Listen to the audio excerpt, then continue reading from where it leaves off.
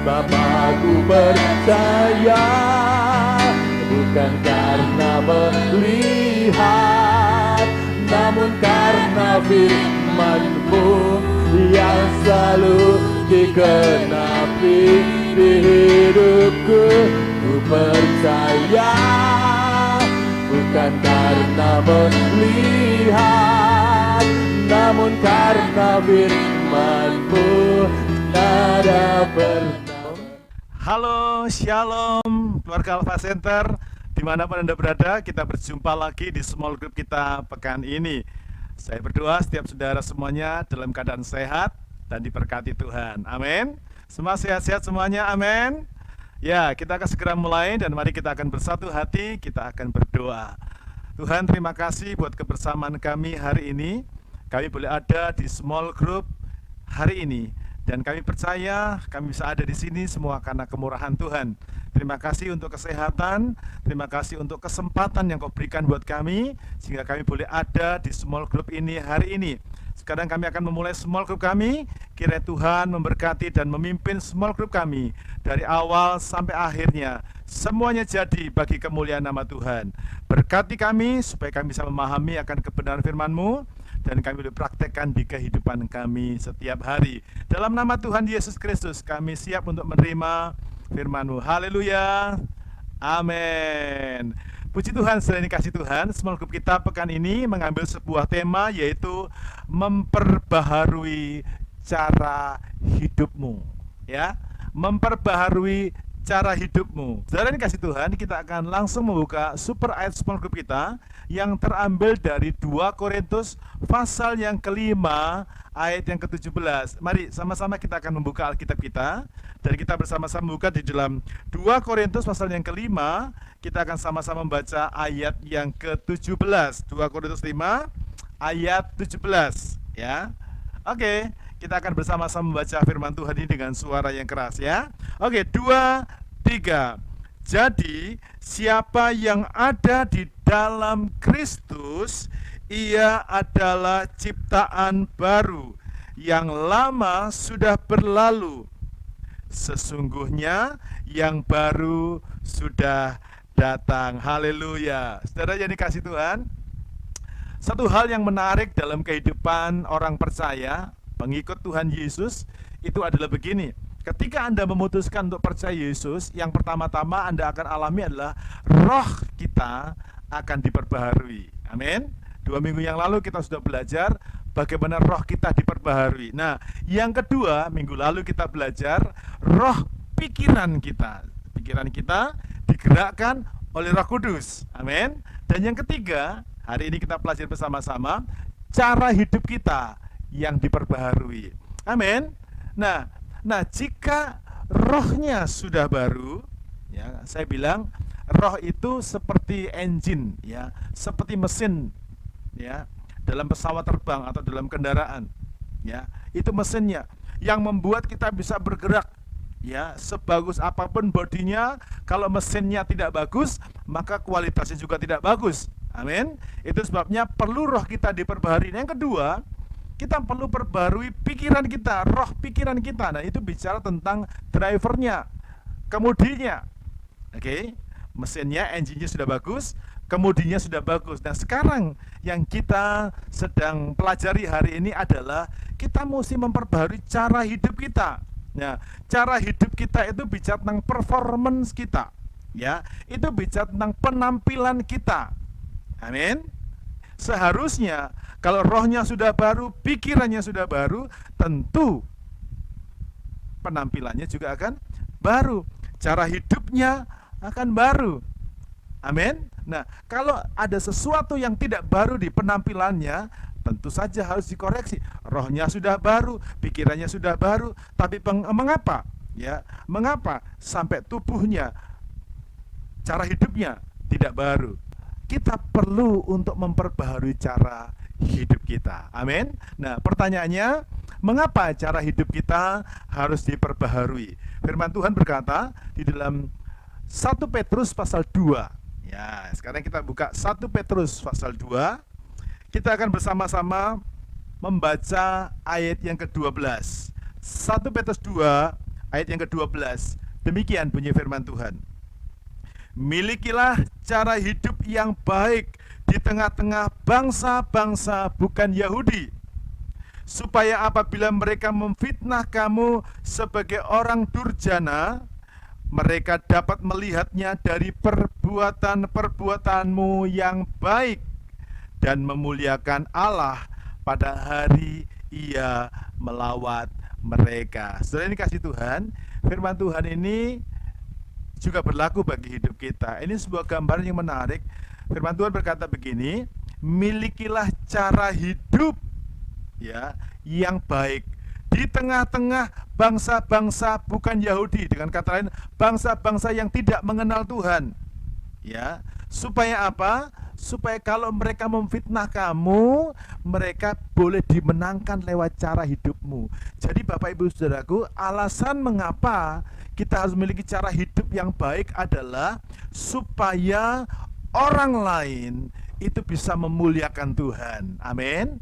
Hidup kita itu adalah media promosi. Anda mesti catat ini baik-baik dalam hidup saudara. Hidup kita ini adalah media promosinya sorga. Jadi orang harus dibuat tertarik lewat kehidupan kita sehingga dia bisa mengenal Tuhan. Karena melihat cara hidupmu dan hidupku saudara, orang-orang itu jadi pengen mengenal Tuhan. Kayak apa sih Tuhannya Pak Gerosom itu? Kayak apa sih Tuhannya orang Kristen itu? Karena apa? Karena melihat cara hidupmu. Amin.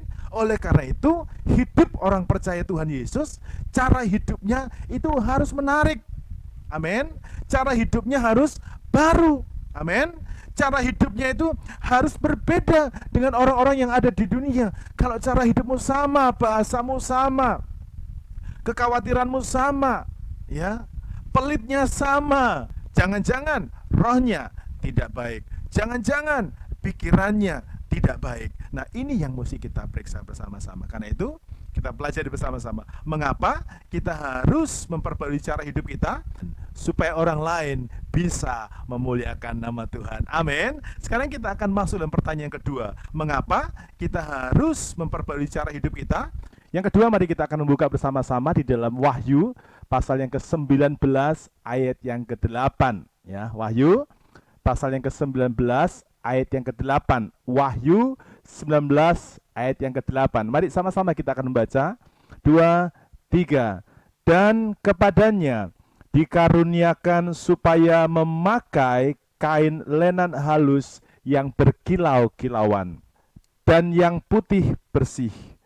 Lenan halus itu adalah perbuatan-perbuatan yang benar dari orang-orang kudus. Haleluya. Saudara ini kasih Tuhan, satu kebenaran yang kita harus pahami bersama-sama, mengapa cara hidup kita ini harus baru.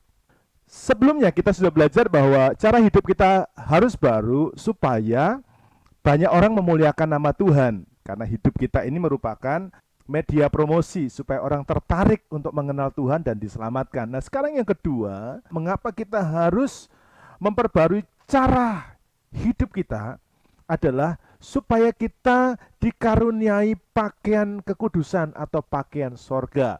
Pada bagian ini saya ingin sampaikan saudaraku. Saudara, sorga itu punya standar khususnya untuk pakaian yang akan Anda kenakan di sorga. Artinya, syarat untuk Anda bisa masuk sorga itu adalah syarat ada standar yang ditetapkan sorga secara khusus buat kita. Amin. Seperti contoh, orang kerja pakainya beda, orang olahraga pakainya beda, orang ke pesta pakainya beda, bahkan orang tidur pun harusnya pakainya beda. Mungkin beberapa keluarga atau beberapa orang punya kebiasaan yang sama aja, kerja, tidur, pesta sama. Tapi seharusnya kita ini punya pakaian-pakaian yang berbeda-beda untuk pesta sendiri, untuk jalan sendiri, untuk kerja sendiri, untuk tidur sendiri. Demikian juga saudaraku tentang pakaian. Nah, pakaian itu selalu bicara tentang cara hidup kita. Ya, Alkitab dalam Wahyu pasal 19 ayat yang ke-8, orang yang masuk ke dalam sorga itu harus punya pakaian, namanya pakaian sorgawi. Ya, dan itulah yang sebenarnya pakaian kekudusan. Bagaimana caranya kita bisa mendapatkan karunia ini, saudaraku ya? mendapatkan pakaian kekudusan, pakaian sorgawi, sehingga membuat Anda bisa layak untuk tinggal bersama-sama dengan Tuhan di dalam kerajaan sorga, yaitu dengan cara memiliki cara hidup yang baru, cara hidup kerajaan sorga, hidup dalam kekudusan. Itu sebabnya pelajaran ini sangat penting, ya. Memperbaharui cara hidupmu ini sangat penting. Memperhatikan cara hidupmu itu sangat penting. Jangan sembrono dengan hidup ini. Jangan sembarangan dengan hidup ini. Jangan sembarangan kau berkata-kata. Jangan sembarangan engkau membuat keputusan dalam hidupmu. Sebagian orang berkata, wah itu mengada-ada. Silakan Anda berkata demikian. Tapi firman Tuhan berkata, kalau Anda ingin masuk ke dalam kerajaan sorga, Anda harus pakai pakaian sorga. Sudah mungkin pernah masuk satu ruangan dan di situ tidak ada larangan apapun. Anda di situ mau minum es boleh, Anda mau makan minum, Anda mau merokok di situ boleh, betul gak? Tapi ada satu ruangan di mana di situ dituliskan begini, maaf, ruangan ini bebas asap rokok. Jadi kalau Anda mau masuk di tempat itu, Anda tidak bisa merokok, Anda tidak bisa makan makanan. Ya, saya pernah masuk ke sebuah swalayan dan di situ dituliskan, maaf, dilarang makan dan minum di area minimarket ini. Kenapa? Itu aturan, itu standar. Ya, nggak mungkin Anda nggak apa-apa masa Tuhan tidak mau, saya sedikit aja saya dosa-dosa sedikit aja, saya melanggar sedikit aja. Bisa apa tidak? Tidak bisa. Kenapa? Sorga punya standar sendiri. Karena apa? Karena sorga punya standar sendiri. Amin. Karena itu, mengapa kita perlu memperbarui cara hidup kita? Mengapa kita harus memiliki cara hidup yang baru? Itu karena begini, supaya kita dapat dikarunia pakaian kekudusan atau pakaian surgawi. Nah, ketika Anda memiliki pakaian surgawi, saya pastikan saudara berhak untuk tinggal dan menikmati kerajaan surga. Amin. Sekarang kita masuk dalam pertanyaan yang kedua. Bagaimana caranya kita bisa memiliki cara hidup yang baru? Saya ulangi, bagaimana caranya kita bisa memiliki cara hidup yang baru?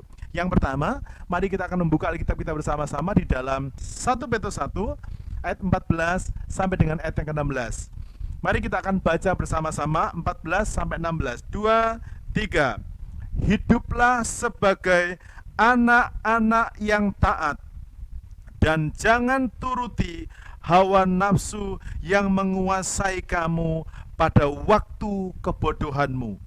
Tetapi hendaklah kamu menjadi kudus di dalam seluruh hidupmu, sama seperti Dia yang kudus yang telah memanggil kamu. Sebab ada tertulis, kuduslah kamu sebab Aku kudus. Amin, saudaraku. Ya, yang pertama, bagaimana caranya kita bisa memiliki cara hidup yang baru? Hiduplah dalam kekudusan. Amin. Firman Tuhan tadi berkata, hiduplah dalam kekudusan. Kenapa kita mesti hidup dalam kekudusan? Sebab kita dipanggil memang untuk hidup kudus. Amin. Sebab Tuhan kita itu adalah kudus. Amin. Jadi, saudaraku, orang percaya cara hidupnya harus kudus. Amin. Kudus itu artinya apa? Enggak sama dengan dunia, beda, terpisah dengan dunia. Amin. Kalau orang lain boleh bohong-bohong sedikit, kita enggak boleh. Amin. Kalau orang lain boleh ngomong yang kotor, kita enggak boleh. Kenapa? Karena mulut kita ini harus kita kuduskan bagi Tuhan. Kita harus pisahkan mulut kita untuk kemuliaan Tuhan saja. Kalau ada orang yang berpikir jahat terhadap orang lain, kalau ada orang merencanakan yang jahat, kita nggak boleh, karena pikiran kita harus kudus. Jadi hidup kudus ini termasuk dalam perkataan, dalam pikiran. Mungkin ada keinginan kita untuk marah, kita jaga. Karena apa? Ini cara supaya hidup kita jadi baru. Amin. Juga demikian, ketika sudah merasa, wah saya Pak kecewa, saya disakiti hati sama teman saya, sama orang gereja, sama tetangga saya, Anda belajar cara hidupku baru. Sekarang mengucap syukur. Amin. Kita mengucap syukur. Nah, sekarang kita lihat cara yang kedua. Bagaimana caranya supaya kita bisa memiliki cara hidup yang baru? Mari kita membuka Alkitab kita. 1 Petrus pasal 1, kita akan membaca dari ayat 17 sampai dengan ayat yang ke-18 ya. 1 Petrus pasal 1 ayat 17 dan 18. Dan jika kamu menyebutnya Bapa, yaitu Dia yang tanpa memandang muka menghakimi semua orang menurut perbuatannya, maka hendaklah kamu hidup dalam ketakutan selama kamu menumpang di dunia ini. Kenapa? Sebab kamu tahu bahwa kamu telah ditebus dari cara hidupmu yang sia-sia, yang kamu warisi dari nenek moyangmu itu, bukan dengan barang yang fana, bukan pula dengan perak atau emas, 19, melainkan dengan darah yang mahal, yaitu darah Kristus, yang sama seperti darah anak domba yang tidak bernoda dan tak bercacat. Saudara, 1 Petrus pasal 1 ayat yang ke-17 sampai dengan ke-19 menunjukkan kepada kita bagaimana caranya supaya saudara dan saya itu bisa memiliki cara hidup yang baru.